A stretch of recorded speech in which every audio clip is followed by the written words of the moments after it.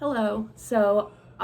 Me and my group project partner are going to be talking about Pastafarianism and whether or not it should be accommodated in prisons, the rundown, their beliefs, everything. I'm going to be explaining the first part, which is what our textbook authors presented this situation as and how they talked about it and all of that stuff. So they do give like a step by step, not a step by step, but like a kind of 101 rundown of it. Like if someone had never heard of the religion, which I had not, they explain like exactly what it is, which was very helpful. They talk about like the origin of the religion, what their beliefs are, and like their end goal, all of that jazz. So I'm going to start off by explaining what Pastafarianism is. It does sound like satire, as the authors explain. They like kind of reiterate that it does sound like kind of a joke religion, even though it's not. But off the bat, atheists sometimes refer to like Christian God as the flying spaghetti monster, so I kind of thought that's what it was at first. And it's just kind of used as like a bash word, like, oh, the flying spaghetti monster. But in this case, it is the flying spaghetti monster. They really believe in it. So when reading through the textbook, they kind of bring up the question of like, why should this religion be so seen as like different than other religions? Because if you really think about it, there's no like guidebook or like kind of like template for how a religion should be or like how it should be made up of. So even though it sounds like kind of ridiculous at first, if you break it down and deconstruct it, it's really no different than any other religion. They have a holy Bible. They have their beliefs set in stone. They have a God they worship. They have a church. They have all of it. They have their morals. So they talk about that. And so to start off, Pastafarianism was created by Bobby Henderson in 2005 as a protest against the Kansas State Board of Education. So that's where it kind of started off at. So it's a very new religion. Only 16 years it's been a thing. So it's the deity of the Church of the Flying Spaghetti Monster. So that's what their church is called. And that's what they talk about. Their goal is to promote like a lighthearted version of religion. So even though it is silly, they do want to be taken seriously, but they don't take it as serious as some other religions would. Like, take for example, like some rules in the Bible of Christian churches, like they're not as serious. They still have the concept of like hell and heaven and all of that, but it's different than other religions' versions of that would be, and it's more lighthearted, which we will get into later. But also our authors explain why it's important to really think critically about it and really just kind of take a moment to say, okay, why is this so much different than other religions? Why is it not being accommodated like other religions?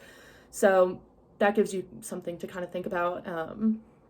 And they give questions to kind of analyze the religion and like how to think about it, and stuff like that.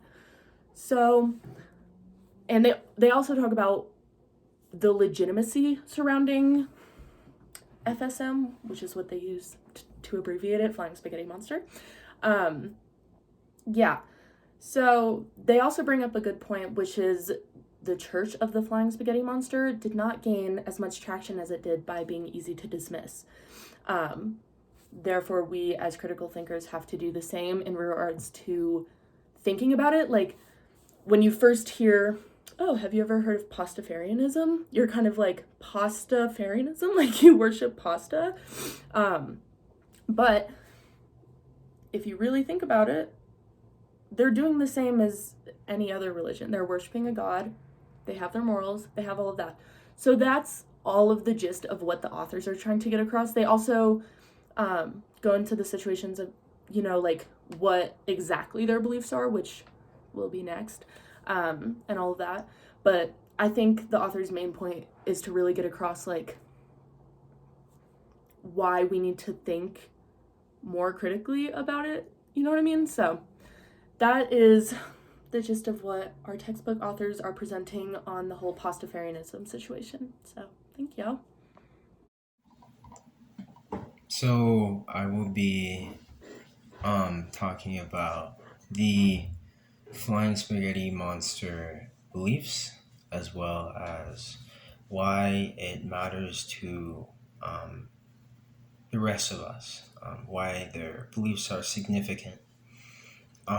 So I'll briefly cover the mythologies, or pretty relatively briefly cover the mythologies and the general practices of the Flying Spaghetti Monster Church.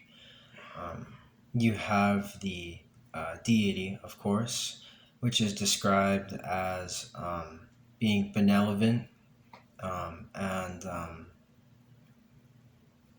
caring, just a caring kind of neutral, I guess, uh, creature. And also, you have the idea that the flying spaghetti monster created the universe after drinking heavily, which is why we have the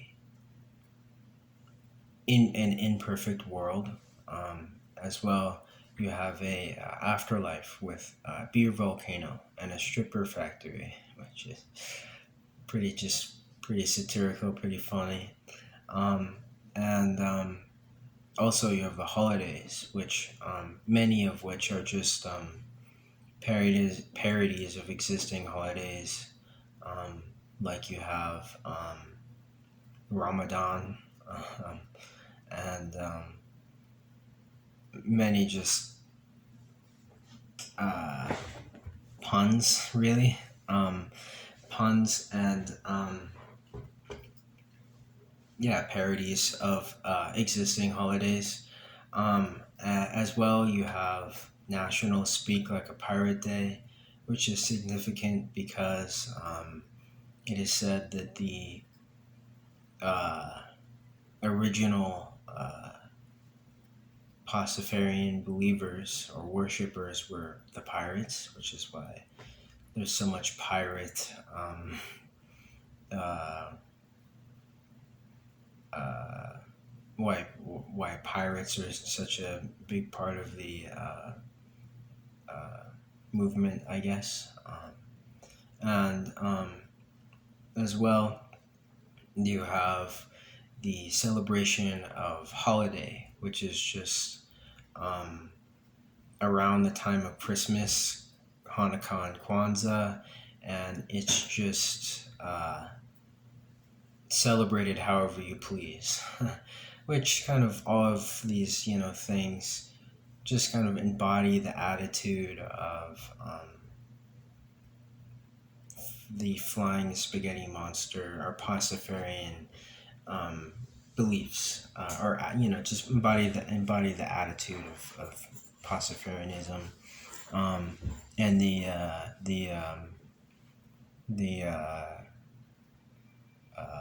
kind of view or perspective, I guess, in some ways. Um, then generally, getting into the beliefs, you have um, the eight I'd rather you didn't, as opposed to like the Ten Commandments or just rules, which kind of displays the informalness or the lack of like restriction or the lack of like formal strict strictness when it comes to rules or life management, which embodies the celebration of fun that Pastafarians value, and the celebration, so fun in life. So like drinking, sex, you name it, that kind of stuff. And also you have values that are like values like we should be able to practice our own beliefs and philosophies without harming others, as well as the value of laughing at ourselves. And finally, you kind of get to what I think is like some of the more important ethics that are less, that are less tangible and just more abstract in terms of philosophy. And really, my subjective interpretation of the message, or the main message of the Flying Spaghetti Monster Church, is that taking apart ideas in our society that are just accepted instead of questioned can lead to a better understanding of kind of how ridiculous they are.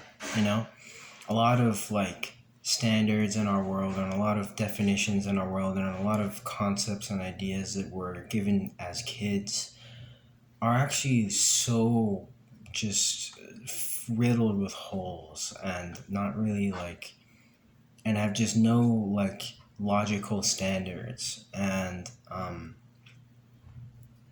what's dangerous about that is that we don't question those because they're normal to us, such as the idea of religion. We ask ourselves, like, what is religion? And when we actually kind of like, when we actually ask ourselves when we actually get find the definition, or find a definition excuse me find a definition for religion, or try to come to a definition for religion, we end up seeing that it's really super like open and loose, loose and open-ended, which means that a religion like the Flying Spaghetti Monster can completely, by definition, be a valid religion, because our definition of religion is so wishy-washy, I guess, which really ties into our conclusion. Our conclusion is that the prisoner should have religious accommodations for Pastafarianism. And I want to clarify, before we talk about the complications, or the implications that a person could take advantage of that, or the counter argument to why the prisoner should receive religious accommodations. All my argument is based on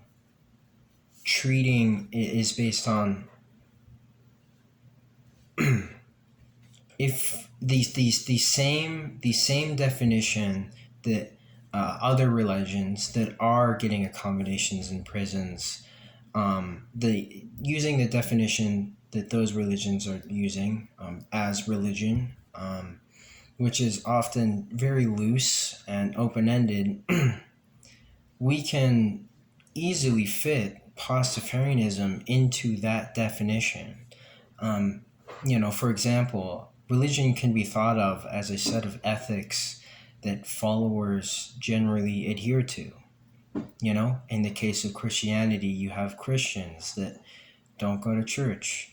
Maybe they don't even believe in the Bible. But regardless, they can still consider themselves true Christians because they embody Christian values. And it's no different for the Flying Spaghetti Monster Church. Followers embody informalism. They value, fun in life, and they reject personal constraints, etc. All of which are values which followers are abiding by, which makes the Flying Spaghetti Monster, Church of Flying Spaghetti Monster, a valid religion by that definition, and thus they should be treated with the same standard because it's protected by the First Amendment, because it's protected by the rights defined in the First Amendment. And I guess I didn't really get to it. I didn't end up explaining myself before I wanted to come to this conclusion. I wanted to, and I just didn't reach it. I just didn't get the chance to say it. I forgot about it or whatever. Anyway, I'm not saying that these definitions are good. I'm not saying that those definitions that leads to this prisoner having these accommodations is good. I'm not saying that prisoner having those accommodations is necessarily good. All I'm saying, my conclusion, is simply, if you're going to, honor the First Amendment, which says that all religions are treated fairly and equally, means that, and our definition of religion is a set of ethics that followers follow, then the Church of the Flying Spaghetti Monster is totally a valid religion, So there is kind of that sidedness to my argument, because I'm not really acknowledging necessarily, like regardless of any laws or rules or definitions, if letting a prisoner, kind of theoretically, kind of letting some other prisoners, make up a religion, or, have a religion and have special accommodations to that religion that might end up being, pretty ridiculous or irrational, like, oh, my religion says that I can't eat shitty food, so give me better food, or, like, whatever, I'm not acknowledging that. All I'm simply acknowledging is, under the current definition, under that rule set in the United States, if we are fair, if we're trying to be fair, we should include Pastafarianism into religious accommodations. So, yes, that is our presentation, and yeah.